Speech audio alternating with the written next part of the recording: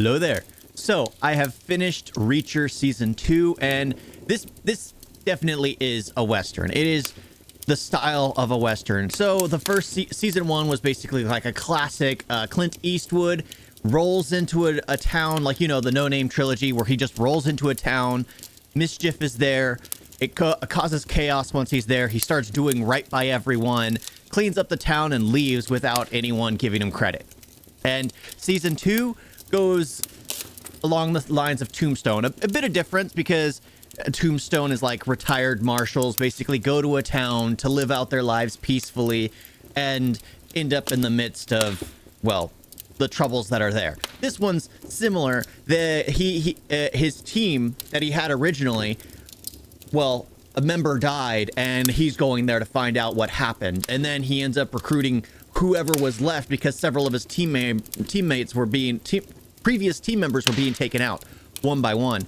And first thing I gotta say, the hunt for clothes when you're that size is real. I mean, I, for one, always have the issue of getting clothes. They fit along the shoulders, and I don't have the broad shoulders he does, but it doesn't have the right length. And honestly, watching it just makes me want to stand straighter and, well, again, lift weights. As if I just lifted weights and actually built my body properly, I'd look like it. But yeah, I don't know if I have the patience to do it, but I can try. But yeah, it goes on, and it's just like season 1. I think I preferred season 1 just because Reacher's a little more closed off. Reacher's a little more distant, and everyone has their own arcs going throughout. In this one, you had your Doc Holliday, which was O'Donnell. You had Neely was back. You had Dixon, who was got the new romantic interest. Everyone had their parts. You had the Swan, who you only saw him through flashbacks, but he was the one who was crap. What's it called? Dirty. He was suspected of being dirty, like a team member who might have done things wrong, or who fell off the righteous path, type of thing. And I really did enjoy those aspects. It's just, for some reason, season 1 was a little more enjoyable just because you were focused on one character. This one, you get more of Reacher's past. You find out that they were on one particular, thing. They were hunting down heroin as it was being smuggled into the States, I guess, or onto a base or whatever it was. And then literally, it was just like that one thing that they were hunting since the beginning. That was the one case that they had been focused on. Yes, they had solved other cases, but that was like it. It was the start of, it was at the beginning of when they started the 110, and it was at the end when it literally, by them finishing that case, it led to the 110 being disbanded. But I gotta say, you like it for what it is. I like O'Donnell. O'Donnell, the character who had the most turnaround, it seemed. He was the guy who objectified women and everything, and then he turns out to be the most family man type of person. He's dedicated to his wife, loves his kids, only focuses on them, and it's like a complete turnaround. This person who was the complete jock, party boy, everything, and turns a new leaf within a few years of leaving the 110 because he found someone worth keeping. And you like that, but they didn't spend enough time on some of the, like, even Neely, who we've seen in season 1, they didn't spend enough time on, and Dixon was just there to be the romantic interest. That was about it. He was cool. I liked the action. They doubled down on the action in this one. There was no ridiculous scenes. Well, there were a ton of ridiculous scenes. In this one, it was the cart falling off the back of the chopper, and Reacher catching it and holding on and climbing onto the back of a moving chopper, and that stuff was a little over the top. But I think the one that takes the cake for ridiculous goes to season 1, where that explosion happened in the building, and Reacher was in the building and then just walks out the back door that blew open due to the explosion. That still takes the cake. But in the end, there was something about it. I think it's because we knew who the bad guy was from the beginning. The only thing we had questions on, it was Swan, the previous member of the team. It was like, what was his objective? What was he doing? Why was this happening? That's the only thing. But Reacher's so adamant on his point of view on things, but they keep showing us flashbacks of things that he's not very trustworthy character. But I did enjoy it. Oh, and I did enjoy the jab. the absolute jab to the politician's son.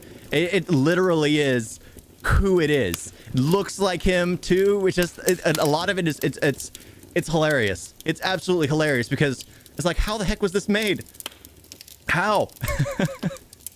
But I love how they made it like politics is incredibly corrupt. Incredibly corrupt.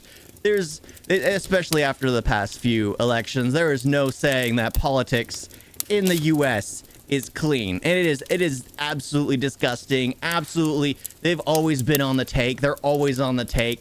And I like how it ended. I like how Reacher was able to have people have his back. But I don't know. It just, for some reason, it just didn't feel as exciting as season 1. Maybe because season 1, I got introduced to all this. Maybe the book it's based off of just wasn't as enthralling. But I did enjoy it for what it is. It is action-packed. It does have its story going. Yes, there are probably an episode or two that are kind of weak. I did enjoy like the honest cop and the fact that everyone else got on the take and were acting like, oh, I didn't know this was going to happen. I didn't know this was going to happen. I didn't know he wasn't going to take the money. It was like he praised himself of being an honest cop. He praised himself of being the son of an honest cop. And you think he was going to go on the take just because there was a lot of little things that are just like, but I liked it because, okay, the one thing I didn't like. So the big baddie, he did all this stuff to Reacher's crew members, right? He beat them up, tortured them, did a ton of stuff, and then would kick them out of the back of the plane half dead because they had been tortured for who knows how long. I don't know why. I think there's something wrong with me because I feel like the punishment should, you know, meet the what they have done. Because there's a character whose eye is removed, whose finger is removed. I was thinking he was going to do the exact same thing to that guy. Nope. He was, the bad guy would beat and torture and break the legs of the people that he tossed out of the back of a chopper. I thought he was going to do that to this guy. Nope. It was just like so many things that I thought were going to happen. And I guess I just have problems because there's so many times where I watch something and it's just like, no, that's not what you do. But maybe I'm just messed up. Maybe I'm just absolutely messed up and I just wanted to see him suffer for what he had done. I don't know. Am I wrong in thinking that? Because it was just like, dude, this guy caused all this damage. He tortured these people before he threw them out of the back of a chopper and they got crushed or they fell to their death. He tortured them. There's no way you're just going to let him go by just to let him go. There's no way you're just going to kick him and that's going to be the end of it. It was just aggravating. It's just like, no. But is my sense of justice just bizarre? But probably is. Yeah, but that was basically it. That's the only issue. I mean, because every time, the whole time I was watching, I just kept thinking Tombstone. It's like, yep, this is Tombstone. This is Tombstone. I prefer the drifter walk in, undo the havoc, or correct the wrongs, and then just move on. I prefer that. And there was like this. There was this one guy who's AM, as he was known in the subtitles, AM, and you never know. Like nobody knows who he is. He's just an arms dealer.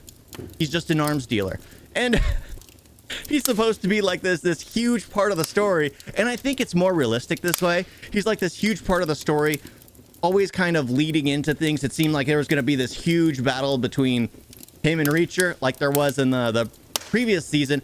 Everyone had their one-offs with their arch nemesis. Here, there wasn't anything like that. He just gets riddled with bullets, and I'm like, okay, that I'm okay with. Because he was just doing his job. He was a dealer. He bought and sold. That's all he did. He didn't use, like, I was listening to his, because he had an argument. I'm like, yeah, these are those car salesmen who will just spin everything. They're politicians, basically. They'll spin everything to make it seem like they're just doing a job, a necessary job. If they don't do it, someone else will. It's just, that's sad that that's actually how it is. But in the end, I enjoy Reacher. It's definitely worth the watch. I still would probably prefer rewatching season 1 over 2. But it's been greenlit for a 3rd season as of now. But we know how those things go with modern day entertainment where they'll greenlit everything, but this isn't Disney, this is Amazon. Yeah, because Disney has the biggest track, actually it's Lucasfilm that has the biggest track record of greenlighting things and then going back on them. Yeah, way too many things that does that. But yeah, I've enjoyed watching it. I've enjoyed seeing Reacher just beat people up. I enjoy the cinematography because it makes you realize just how big he is. And it makes me feel like, yeah, I just need to lift weights because me and him are the same height. So, and I love how they keep coming back to that gorilla joke because they took him to the zoo and then they were just like, yeah. Oh, yeah. But honestly, there isn't much to say about this one. You learn about more of his team. You follow Reacher doing Reacher things. But he starts off, it's like 3 years after the incident in Mangrove.